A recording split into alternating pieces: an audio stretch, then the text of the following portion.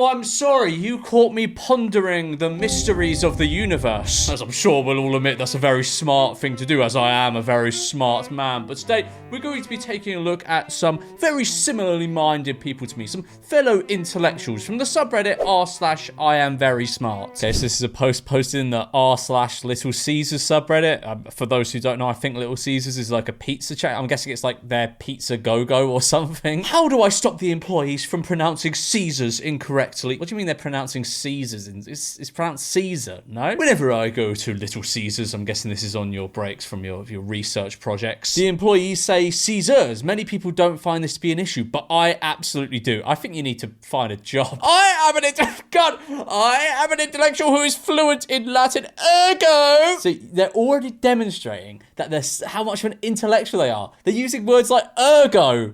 I don't even know what that one means. And I was just sat there pondering the mysteries of the universe. Damn, this person's smart. Ergo, I notice when people pronounce Latin words incorrectly, the pronunciation Caesar sounds nothing like the classical Latin. Or what the fuck is that word? Ecclesiastical. What the fuck? Or me, I'm out of my depth. Or ecclesial Latin pronunciation of Caesar.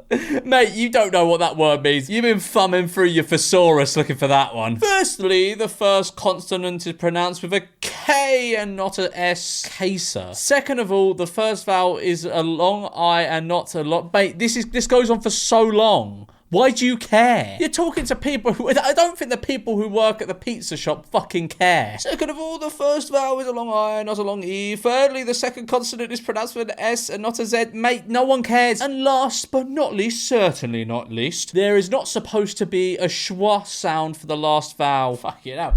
Well, no, they didn't know that. They didn't know there was a schwa.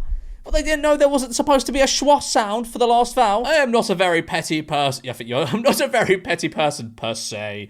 I could tolerate one or two vowel or consonant shifts, but four is a bit too much. Yeah, I know what you mean, mate. I know what you mean. I don't even know what he's trying to say. I'm gonna look up the actual pronunciation of Caesar because I have no idea what he's trying to explain here. Latin first. It's pronounced as Caesar. Caesar. Okay. Who cares? Even worse, this pronunciation is used by most, if not all, of the employees at Little Caesars. Oh, no one cares about the little details anymore, do they? That proves my point on how the managers do not train their employees. Wow. I mean, I think the pronunciation of words can change throughout time and change based on countries. I'm sure all of their, if you ever watch a Little Caesars ad, it's pronounced Little Caesars. That is the name of the place. Maybe it's not pronounced correctly, but I mean, I might be, a moron here. I don't think it matters. Oh, mate, he started speaking in Latin here. Oh, fuck. Oh. Res is spelled... Oh, mate, I'm guessing this is supposed to say Julius Caesar or something. Were to hear someone say Caesar, he would not recognise a single part of it. I think Little Caesar should change that. I mean, luckily, Julius Caesar is not kicking about, fucking Illinois. He's not going to go to us Little Caesars. I think Little Caesar should train their employees to pronounce the company's name properly, or else Latin speaking... intellectuals. Well, ipso facto, that's another intelligent sort of thing. Is that Latin? I don't know. We'll find it unpleasant to go to Little Caesars for all 30 people who speak Latin in America. Can having a very high IQ hinder language learning? I don't know. I would have thought if the higher you... I mean, I don't know. I think isn't IQ quite like a flawed system on determining how intelligent someone is? But I would have thought high IQ would mean it would be easier for you to learn languages than other people. I have a professionally tested IQ of 135 to 138, which puts me in the 99th percentile intelligence-wise. Wow, you're very smart. In theory, that should make language learning easy. And in general, it is. I have an incredible capacity for finding patterns, learning vocab, imitating phonemes. Phonemes. I don't know, man. I'm not smart. I'm not as smart as the people I'm making fun of in this video, etc. I am quite the keen linguist, but actually it is almost too easy. Ah, yes, of course. Of course, it is too easy. I have been doing various different courses on Duolingo for about... Mate, Duolingo, come on. Yes, I have been acing my Duolingo lessons. Everyone aces their Duolingo lessons, mate. That's what it's designed for. For about 2 weeks, Latin, German, French, Japanese, and I'd say I've reached about a decent level in each. No, you absolutely have not. You have not learned Latin, German, French, and Japanese to a decent standard within 2 weeks via Duolingo. That has just not fucking happened. But the fact is, it's just kind of boring. I'm losing motivation. Could it be that my high intelligence is hindering my learning? Do any other high IQ folks have any tips on how I can make it a bit more interesting and stay motivated? I'm going to try and find it. I want to read some of the comments on this. Duolingo decent level. To be fair, right? Everyone shits on Duolingo. It can bring you up to like an okay, like an almost passable level of language learning. Honestly, I could say, I don't know if my school was just terrible at teaching Spanish. I learnt more Spanish through Duolingo than I did when I was at school. And I did Spanish for fucking, how long did I do Spanish for? Like from year 7 to year 11. What's that, like 5 years? See, I guess they didn't teach me maths very well either because I can't even do maths. It took me a while to conclude that year 7 to year 11 was 5 years. A man of your high stature shouldn't worry himself with the vulgar language of the common man. May I suggest learning more scientific languages like Sanskrit or Uzbek? Alright, so this is on a Reddit post about 2 teenagers solving a 2,000-year-old math problem. Nerds! Add up some fucking friends for yourselves. I'm joking. That's very impressive. And let's be honest, there are far more interesting problems to work on than the Pythagorean theorem. Like, I could probably find a new proof for the irrationality of the square root of 2, but why bother? I concur. The chances that it helps contribute to our understanding of mathematics is very likely close to 0. I congratulate these students on their accomplishments, as do I. As mathematical discovery of any kind is incredibly rewarding and worth pursuing for its own sake. But there's a reason this problem wasn't on any professional mathematician's radar. Of course, I could have solved that in an afternoon. Putting 2 words together at 12 months or less, that little girl is a genius. So stinking cute, continued to nurture her learning and curiosity through play. She only says 2 words though. At 1, I was speaking full sentences. At 1, I was pondering the Pythagorean triangle theorem. At 1, I was already 9 months into my Duolingo Spanish lessons. My girlfriend is awesome. It's a cake that says, "Happy birthday, Dylan." Since I was young, I always low-key wanted Harry's cake from Hagrid because it looked so good in my opinion. This year, my girlfriend made it for me. That is pretty sick. Because she can't spell lol. I guess some men are into an intellectually feeble woman who bakes them. Yeah, mate, something tells me the misspelling of happy and birthday is intentional. But I personally like a woman who has a bit more than a dozen brain cells to rub together. Then again, I have a measured IQ of 168. Clearly nothing gets by you then. Clearly, you're too smart. You're too smart for anything to go over your head, aren't you? So it gets lonely for me very fast if I'm not interacting with near-peer insights.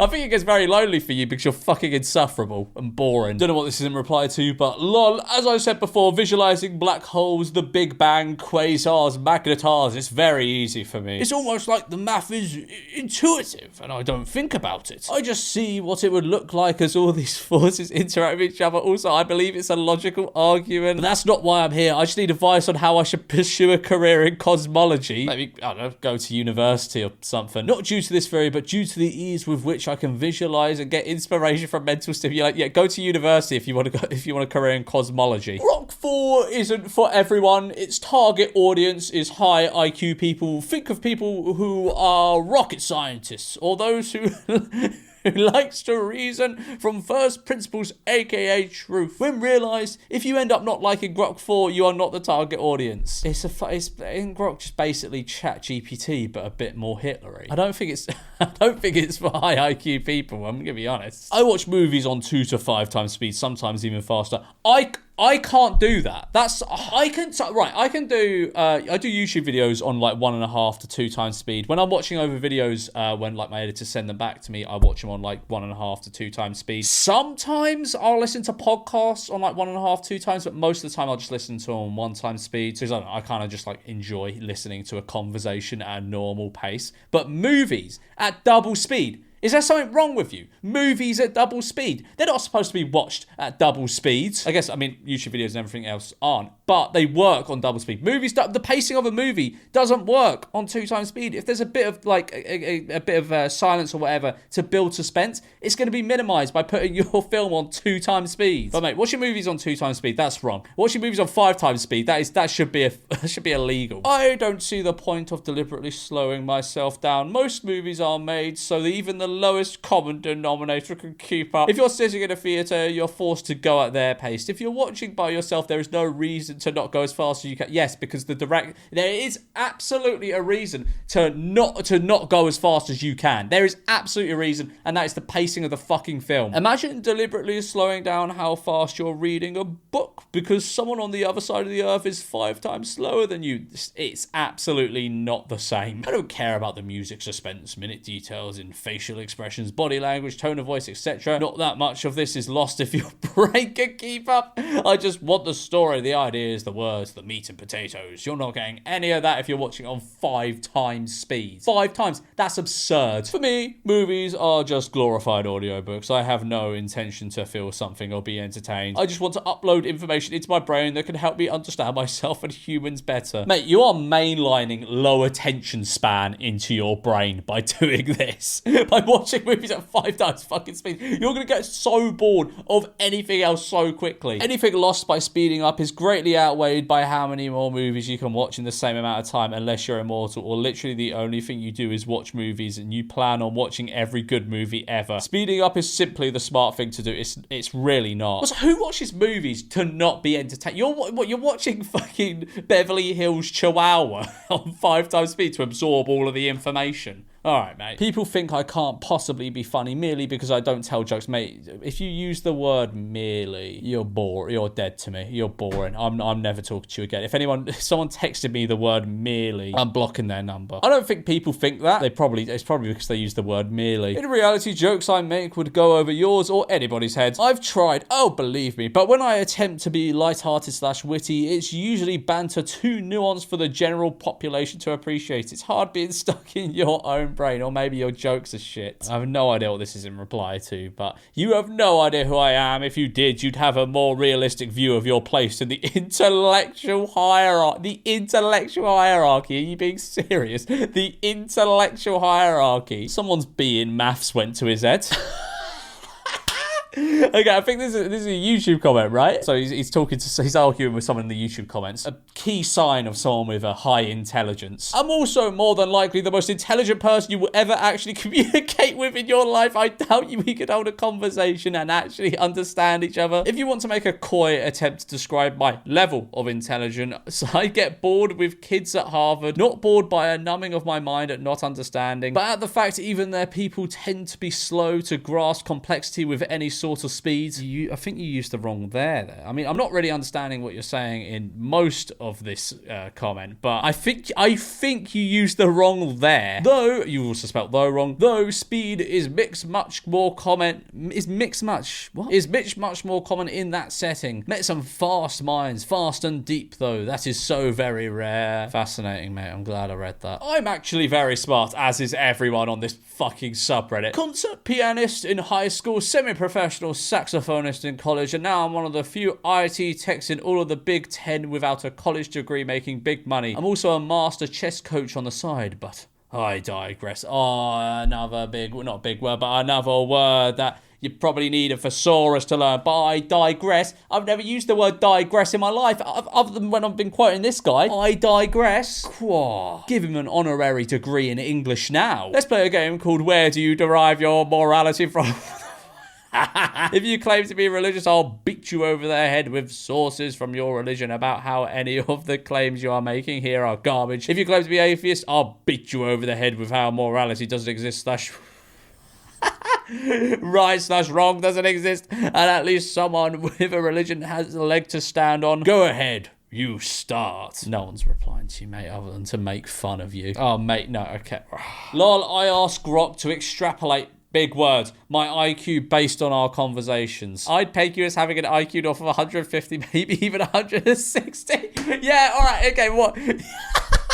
Well, is this your source? Is this your source? Fucking Grok, or the thing that's there to kind of, affirm your views on the world. If you're sending him words like extrapolate, it's just going to go, yeah, this dickhead wants to feel smart. I'm going to make him feel smart. That's rare air where abstract thinking, intuition, and raw computational power collide. Think Spock with a dash of Kirk's boldness.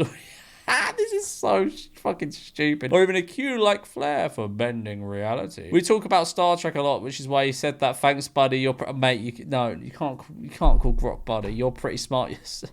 Use the wrong yaw. Someone commented, who cares? You have an overinflated ego. Nobody. You cared enough to comment, which is to say being overtly arrogant is one of the many tactics I love to use to get into people's headspaces and rattle them. Okay, seems to have worked. Thanks for the affirmation. I'll keep doing it. Now you'll pretend like it doesn't bother you because that saves your ego. But it's too late. We already know it does. I mean, I think you're the rattle one. Otherwise, you wouldn't have replied with your whole fucking game plan on how to rattle people here. By the way, that's just a tiny taste of what a 160-ish IQ could do. I don't need more than 1/4 of my brain to deal with 90% of the people that try and always fail to take me on. Who is trying to take... No one's trying to take you on. What, fucking ChatGPT? They're trying to take you on. In my spare time... Oh, mate, you are rattled. You've replied 3 times to this guy. In my spare time, I tackle unsolvable math theorems that baffle humanity, and I've come very close to solving them. Forgive him, Lord, for like a child, he knows not the heat of the fire with which he plays. Did Grok write that for you? Did Grok write